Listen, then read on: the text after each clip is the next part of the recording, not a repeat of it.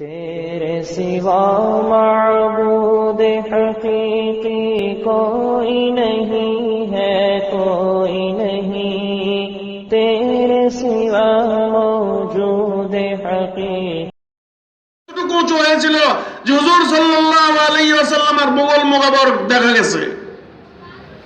আল্লাহ তাআলা ঘোষণা করে দিলেন, ওগো নবী, আপনাকে আমি দিয়ে দিব একটা জামাত, 1000-এর একটা জামাত দিয়ে দিব।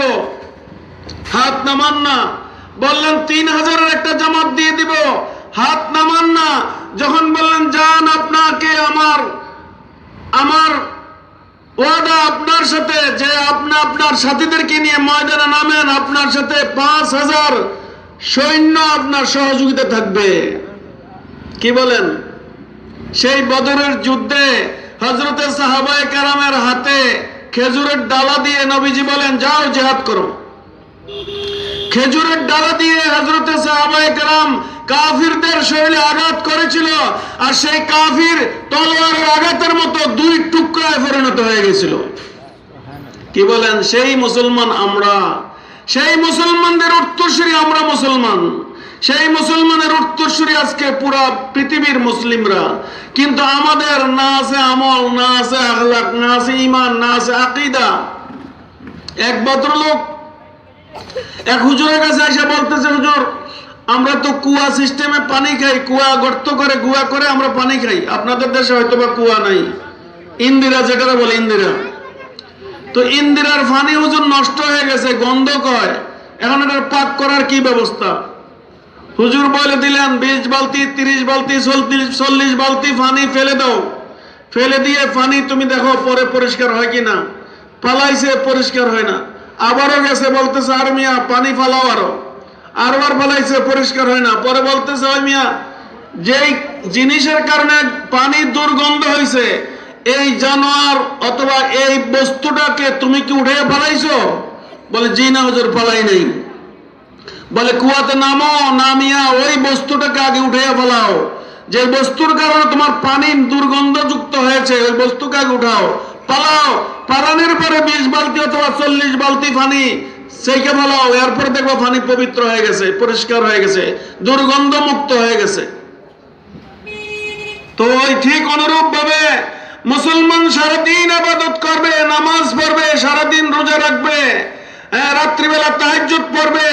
মুসলমানের আকীদা যদি দুরুস্ত না থাকে, তো ওইরকম ইবাদত দ্বারা আল্লাহর কাছে কোনো গ্রহণযোগ্যতা নেই। আকীদা কি? আমাদের নবী সাল্লাল্লাহু আলাইহি ওয়াসাল্লাম সাইয়্যিদুল মুরসালিন, খাতামুন নাবিয়্যিন। না সন্দেহ আছে? খাতামুন নাবিয়্যিন বলতে কি সন্দেহ আছে নাকি? সবাই জোরে বলেন, আমাদের নবী কি শেষ নবী? না, কি বলেন? খাতামুন নাবিয়্যিন। আমাদের নবী সাইয়্যিদুল মুরসালিন, সকল রাসূল নবীগণের সর্দার ছিলেন। এটা আমাদের আকীদা, এটা আমাদের বিশ্বাস, এইটাই আমাদের ঈমান। আর আমাদের নবী সাল্লাল্লাহু আলাইহি সাল্লাম সহ সকল নবীগণ মুনাজ্জাহুন আনিস সাগাইর ওয়াল কাবাইর। সকল নবীগণ পবিত্র ছিলেন, পাক ও পবিত্র ছিলেন ছোট বড় সকল গুনাহ দোষ ত্রুটি থেকে। এটা আমাদের আকীদা, এটা আমাদের বিশ্বাস, এটাই আমাদের ঈমান। ঠিক আছে কিনা বলেন?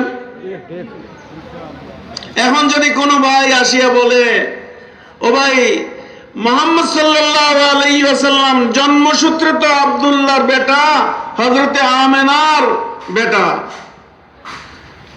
জন্মসূত্রে তো উনি আমাদের মতোই মায়ের গর্ভ থেকে প্রকাশ হয়েছিলেন, জন্ম হয়েছিলেন, আমাদের মতোই হাট বাজার করেছিলেন, আমাদের মতোই বিবি বাচ্চা ছিল, আমাদের মতোই ক্ষেত খামার করেছেন, আমাদের মতোই ব্যবসা বাণিজ্য করেছেন, আমাদের মতোই পেশাব পায়খানা করেছেন, আমাদের মতোই খাওয়া দাওয়া করেছেন, আমাদের মতোই সমাজ নামাজ করেছেন। অথবা আমাদের যারা উঠতে বসতে চলতে ফিরতে কিছু ত্রুটি বিচ্যুতি হয়ে যায়, ওনারও এমন কিছু ছিল। নাউযুবিল্লাহি মিন যালিক। এরকম খালি যদি একটু বাতাস আপনার আমার ভিতরে ঢুকে, ঈমান থাকবো নি? বলেন না কেন জোরে? ঈমান থাকবে? ঈমান থাকবে না। কারণ আমাদের ঈমান হইল সাহাবায়ে কেরামের সাথে মিলানো ঈমান। হযরতে সাহাবায়ে কেরামকে আল্লাহ আল্লাহ তাআলা বললেন যে আপনারা যারা আমার নবীজির সাথী হতে চান, আপনারা হযরতে আবু বকর সিদ্দিকের মতো ঈমান আনেন, হযরতে ওমরের মতো ঈমান আনেন, নবীজির মতো বলেন নাই। কারণ কি, নবীগণের ঈমানের মর্যাদা, ঈমানের সম্মান অনেক বেশি ছিল, অনেক বড় ছিল, অনেক ঊর্ধ্বে ছিল। নবীদের এমন কিছু আমল ছিল যেটা উম্মতের জন্য জায়েজ না, উম্মতে করতে পারবে না, উম্মতের দ্বারা সম্ভব না। নবীগণ সওমে বেসাল করেছেন। আমাদের নবী সাল্লাল্লাহু আলাইহি ওয়াসাল্লাম সওমে বেসাল করেছিলেন, অর্থাৎ কি ইফতারও না সেহরিও না। ইফতারও করেন নাই, সেহরিও খান নাই, লাগাতার রোজা রেখেছেন, দিন এবং রাত্রে মিলিয়ে লাগাতার রোজা। হযরত সাহাবায়ে কেরাম গিয়ে বলেন, ইয়া রাসূলুল্লাহ সাল্লাল্লাহু আলাইহি ওয়াসাল্লাম, আপনার মতো একটু ইবাদত আমাদের করতে মনে চায়। নবীজি বললেন, না, তোমাদের করা সম্ভব না। যদিও তোমরা বাহ্যিক দৃষ্টিতে দেখতেছো আমি কিছু খাই না, ইফতারও করি না, সেহরিও খাই না, কিন্তু প্রকৃতপক্ষে আমার আল্লাহ আমাকে কুদরতি ভাবে কিছু গেজার ব্যবস্থা করেছেন যেটা বাহ্যিক দৃষ্টিতে দেখা যায় না। সুবহানাল্লাহ। কি বলেন? বাহ্যিক দৃষ্টিতে নবীজির উপর আকল খাটাইয়া কিচ্ছু করার নাই। নবীজি সওমে বেসাল করেছেন। দেখি দুনিয়ার কোন বেটা আছে এরকম, কোন বাপের ভূত আছে যে সওমে বেসাল লাগাতার 1 মাস করতে পারবে খাইয়া না খাইয়া, না খাইয়া না খাইয়া? কোন সম্ভব না। ঠিক অনুরূপ ভাবে নবী সাল্লাল্লাহু আলাইহি সাল্লামের উপর তাহাজ্জুদ পড়া ওয়াজিবের আমল ছিল। আমরার দ্বারা কি সম্ভব? ফজরের নামাজ পড়াই কঠিন হয় হুজুর, এরপর আবার তাহাজ্জুদের নামাজ যাও পড়ে 1000-2 একজন, তাও মাঝে মাঝে সম্ভব হয় না। তো এই আমলগুলি কি কঠিন? আরো কিছু আমল আছে যে আমলগুলো অনেক কঠিন। বাদশাহ নাজ্জাশীর ইন্তেকাল হয়েছে, নবীজি গায়েবানা জানাজা পড়েছেন।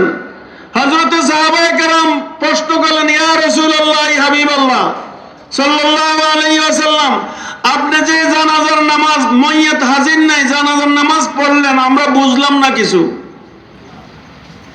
হযরত রাসূল করিম সাল্লাল্লাহু আলাইহি ওয়াসাল্লাম ফরমান, ও আমার সাহাবায়ে কেরাম, তোমাদের নজরে বাহ্যিক দৃষ্টিতে দেখেছো যে তোমরা আমার সামনে জানাজার মাইয়াত হাজির হয় নাই, কিন্তু আল্লাহ তাআলা আমাকে দেখাইছেন হযরতে নাজ্জাশী বাদশা আমার সামনে হাজির, তার লাশ মোবারক হাজির ছিল, ওই তাকে দেখে দেখে আমি নামাজে জানাজা পড়েছি।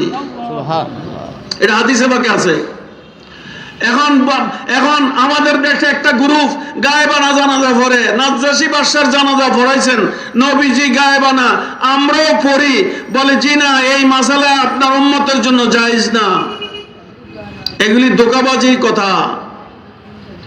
ঠিক অনুরূপ ভাবে আজকের যে প্রোগ্রাম আপনাদের এই মাহফিলে মওদুদীবাদীদের স্বরূপ, জনাব মওদুদী সাহেব 2003 সালে ওনার জন্ম, 1903 সালে ওনার জন্ম, 1903 সালে ওনার জন্ম।